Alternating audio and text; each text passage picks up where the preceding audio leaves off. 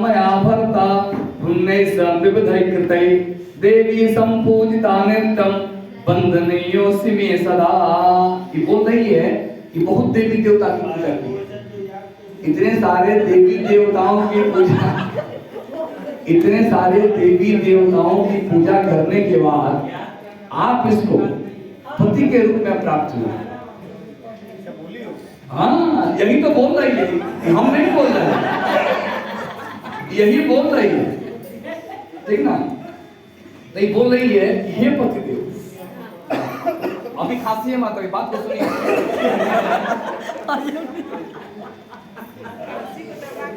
बोल रही है हे पति देव, मैंने सदा भक्ति पूर्वक अनेक पुण्य कर्म किए और बहुत सारे देवी देवताओं का पूजा भी किया, इसी से आप पति के रूप में हमें प्राप्त हुए। आप निरंतर हमसे पूजनीय हैं, गृहस्थ आश्रम में सदा सुख दुख आते जाते रहते हैं, उसमें आप सदा शांत चित्त रहें, यह आपसे मेरी पहली मांग है। कहने का मतलब है घर में जो कुछ भी बोलेगी ना, आप चुपचाप उसको सुनिएगा। नया का सुनना ही पड़ता है। हाँ, नहीं आप बहुत अच्छे हैं। ओम सुख दुखानि कर्माणि, सेकंड वचन बोल रही है, सुख दुखानि कर्माणि गृहस्थस्य भवन्ति भव संगम सुदैवत्वं कन्या एकम संपदेत। बापी कूप तड़ागादि, सेकंड वचन बोल रही है, सुनिएगा। बापी कूप तड़ागादि यज्ञ यात्रा महोत्सवान नारंदे अनुज्ञाया द्वे ऊर्जो भी तथा बदेति। बोल रही है कि आज के बाद से हे स्वामी, आपको बार बार स्वामी बोल करके संस्कृत में बोल रही, हिंदी में बोल रही है? नहीं, ये तो दोनों बोल रही है ना। हाँ, ये हमारे गांव की है, हिंदी संस्कृत दोनों बोलती है, बीच बीच में बांग्ला में बोलती है, ठीक ना?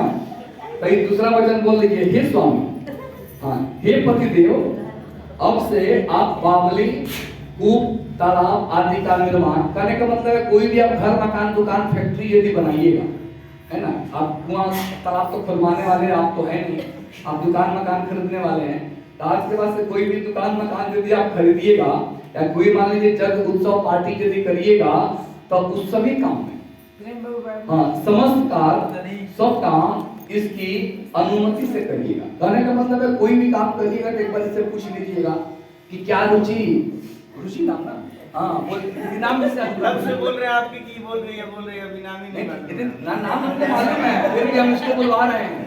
तो इसका नाम बोल दीजिए, इसका नाम भी रुचि है और इसके रुचि में आप अपना रुचि रखिएगा, यही बात ही बोल रही है बात, ठीक ना?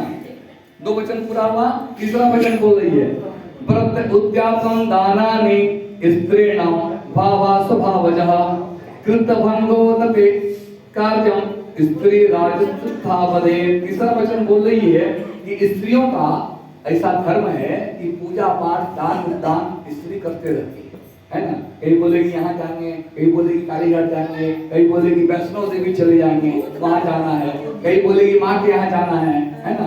तो स्त्रियों का स्वाभाविक धर्म होता है कि पूजा पाठ करते रहती है ना? मांगलिक काम करते रहती है। तो मान लीजिए जब भी कोई पूजा पाठ करने के लिए बोले ना, तो आप उसमें कोई अड़ंगा नहीं डालिएगा, बोलिएगा ठीक है यदि जा रही है तो नहीं, चलो हम चलते हैं, चली जाओ, नहीं ऐसे मत बोलिए।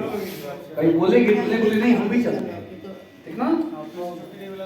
नहीं उसका व्यवस्था करिएगा, अभी ना प्रॉमिस दिला रही है आपसे, ऑफिस में झूठ बोल दीजिएगा, झूठ बोल के लेके चले जाइएगा। इधर झूठ नहीं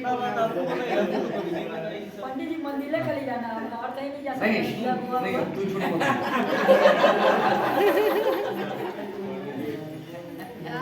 इसके बाद चौथा वचन बोल रही है स्वकर्मणा अर्जितम वेतम। ये चौथा वचन बोल रही है, ध्यान से सुनिएगा। स्वकर्मणा अर्जितम वेतम पशुधनम धनागमम सर्वम निवेदयन्मह्यम चत्वारीति तथा वदे। चौथा वचन क्या बोल रही है? आप अपने मेहनत से जो भी धन और वित्तम कहने का मतलब है रुपया पैसा या सोना चांदी गहना हीरा मोती जवाहरात यदि लाइएगा तो सब ला करके इसको सुपुर्द कर दीजिए, ठीक ना।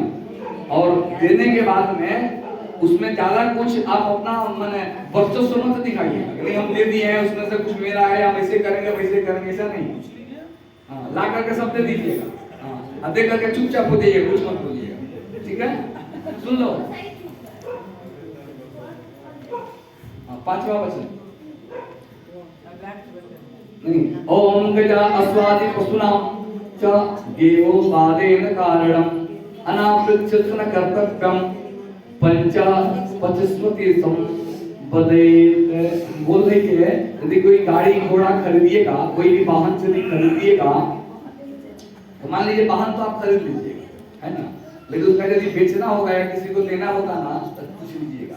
आप अपने मन से, कहने का मतलब क्या है कि आप अपने मन से कुछ खरीद सकते हैं, या मान लीजिए कहीं से कमा करके ला सकते हैं, लेकिन ला करके जब आप इनको दे दीजिएगा या इनको पता चल जाएगा नहीं आप दुकान खरीद ली, आप गाड़ी खरीद लीजिएगा, इतना सोना चांदी खरीद लीजिए, तो खरीदने के लिए खरीद सकते हैं, लेकिन आप बेच नहीं सकते या किसी को दे नहीं सकते हैं। देने से पहले आप इनसे पूछिएगा।